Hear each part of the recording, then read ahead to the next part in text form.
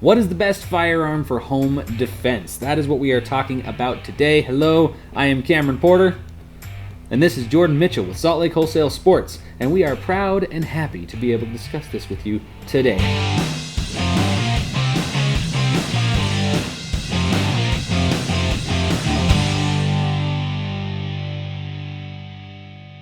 As you can see, we've got a few props here, and there's an ongoing debate within the gun community as to which firearms are best suited for home defense. And there's also an argument that comes from, dare we call them, the anti-gun crowd, that firearms like the AR-15 are bad for home defense, and therefore they should not be protected specifically, and they possibly might need to be banned. So, Jordan, what are your thoughts on this? You know, I personally actually use a pistol for home defense at night. I have a pistol right by my bedside when I fall asleep. It's easy for me to access, it's convenient, but there is nothing that says that that is the best option. There are so many different ways that the chemistry can come together in self-defense that can work to your advantage. Pistols are great. Pistols are easy to access, they fit in drawers, they're not so cumbersome that you have to put them away in closets or things like that every time you go to access them with children in your home. But at the same time, you have a lot more damage that can be done through something like a semi-automatic rifle or a shotgun.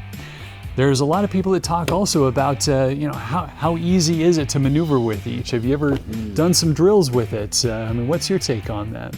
I think it depends a lot. I would have a hard time recommending a handgun for home defense unless the person was very experienced. That they had enough practice. Handguns are very difficult to shoot accurately, even on a good day.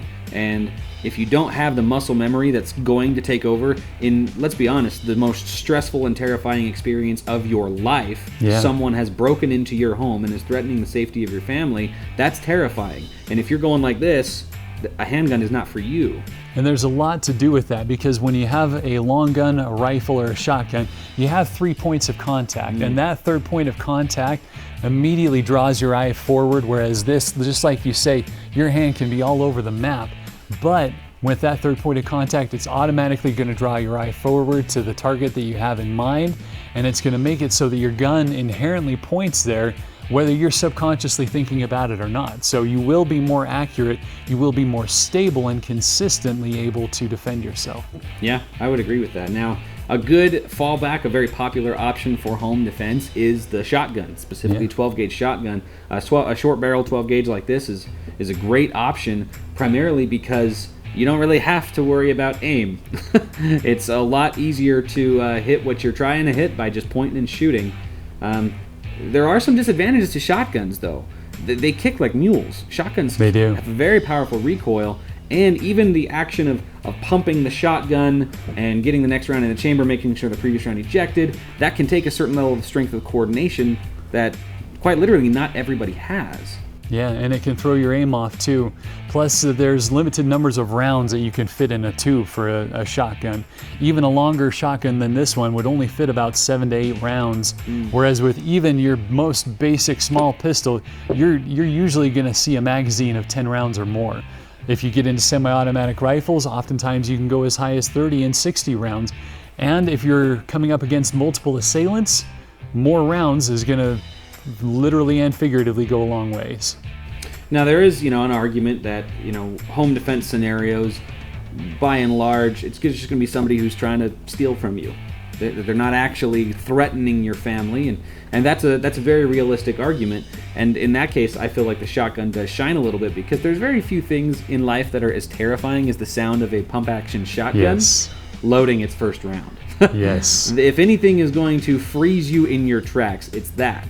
Now, that said, if we took one of these, took one of these handguns and loaded it, if we released the action and loaded the first round in the chamber, that's a pretty terrifying sound as well. So really, it comes down to, I think, your experience level. If you are a very experienced shooter, it can be great to have a handgun. You could, like Jordan was saying, you have it in a drawer right next to you. It's very quick and easy to access. It leaves you a lot of flexibility in the way that you respond to the situation. But if you are not an experienced shooter and you're not able to practice at least once a month with your gun, something like a shotgun or an AR is going to be a lot better for you in ensuring your safety and the safety of your family. And on that note, there are a lot of feared exaggerations of overpenetration and extra killing power that goes along with an AR or an M4 or any semi-automatic rifle.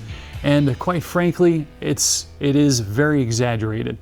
If you are using conventional hollow points, soft points, ballistic tips, ammunition that is designed for self-defense in a 223 M4 style rifle, it will penetrate less in tissue than your conventional 9mm will. Every time it will penetrate less. There are no reasons to fear overpenetration unless you're using full metal jacket ammunition, which we talked about a couple weeks ago. It's true. So if you're curious about the difference between full metal jacket and hollow point, you can check out the video we did last month on that exact topic. And ammunition choice is probably the one thing that we should talk about, because that matters. I mean, the difference between choosing birdshot and a slug for your shotgun is going to be a big difference in its effectiveness. I mean, birdshot, I would dare say, is not going to be nearly as effective at stopping a threat as buckshot or a slug. And of course, that comes with, I mean, there's a lot of things that complicates in terms of a shotgun. Now you got to worry about choke on the barrel. Now you got to worry about making sure that you're buying the exact right ammunition that you want, which is, I think, an argument for why the AR-15 platform should be an option. Is it the best option for everyone? Of course not. But it can be the best option for a lot of people, especially the most vulnerable, if we're being honest. I mean, a 9 or a 10-year-old kid can be trained to defend a home with an AR-15. 12-gauge shotgun, not so much. It's going to knock him on his butt. Same thing with a really old elderly person, an 85-year-old arthritic grandma. She still has the right to defend herself. She still has the right to protect herself, her life, and her property. But a 12-gauge shotgun or a handgun, that's not going to work. So I think that goes to say for just about any scenario, make sure that you have done at least the minimum amount of research on how you're going to defend yourself. If you're not familiar with the different types of firearms, consult your local firearms dealer and make sure and practice. Find the ammunition that's appropriate for it. Learn how to cycle your firearms, learn how to clean them, take them apart. And that could be a good indicator that if you're unable to cycle or pull back the slide, for example, on your pistol, rifle, shotgun, whatever it may be, it's probably not the right option for you. There are always other options that we haven't discussed today, like revolvers, which are extremely user-friendly, even though they have their own limitations.